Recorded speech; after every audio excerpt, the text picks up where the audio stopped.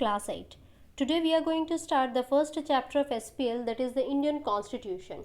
Before we start understanding what is Constitution, let's understand why there is a need to study Constitution or why the requirement to frame the Constitution.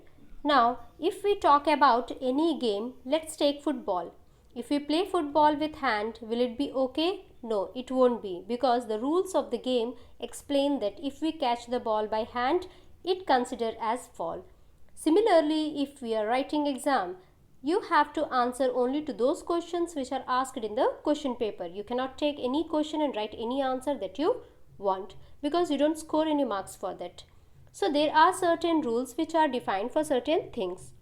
Similarly, for a country which is as big as India or any other country, when we talk about, there is a requirement for the rules to be formulated. Once these rules are framed in the country, we can either write those or take them oral rules. If we write those, that is known as the Constitution. So what basically Constitution does is, it guarantees us, it explains us what is right and what is wrong. So it helps us to understand that what we should do and what we must follow. The Constitution is a living document. It evolves according to the needs of its people and institutions. The Constitution reflects requirements and aspirations. It also decides how the various institutions function.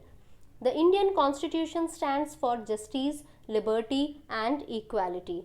The preamble, the directive principles of state policy, the fundamental rights, and some specific sections of the Indian Constitution stand testimony to the commitment of the Indian Union to the welfare of its people.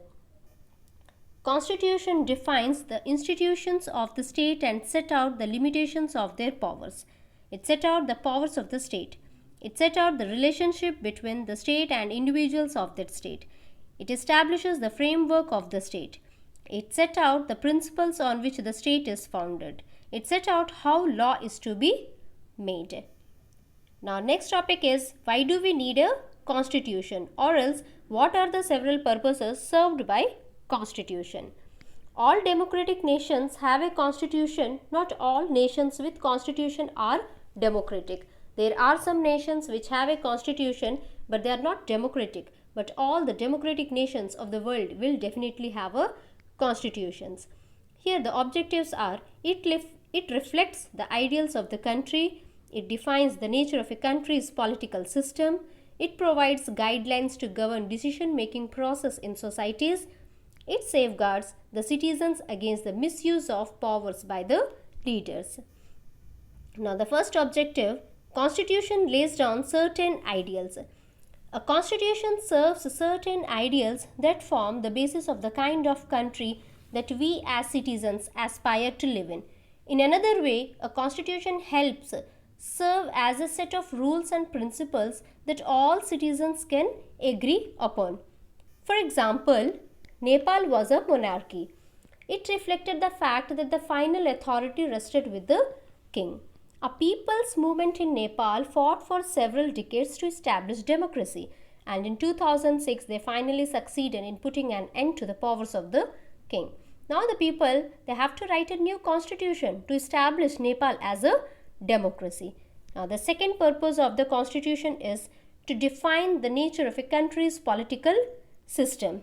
In this, constitution plays a very important role in laying out certain important guidelines that govern decision making within the societies.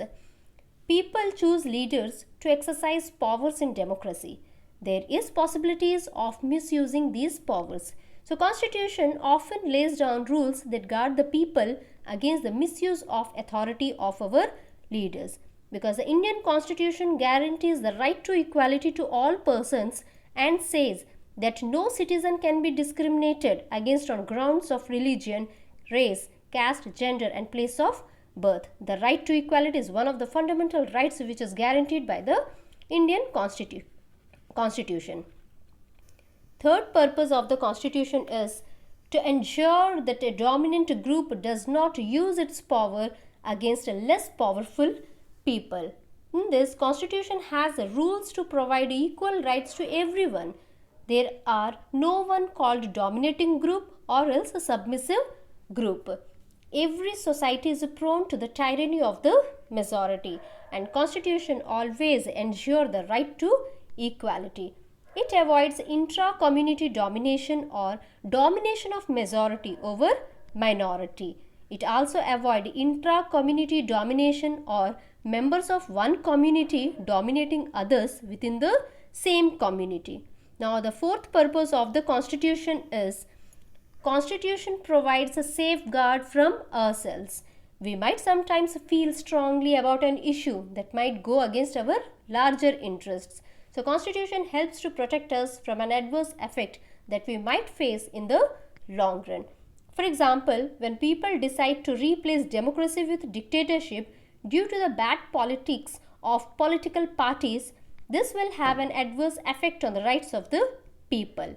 Hence, Constitution does not allow to overthrow the provisions that guarantee rights of citizens and protect their freedom. Next topic, key features of the Indian Constitution, will look into our later class. Thank you, children.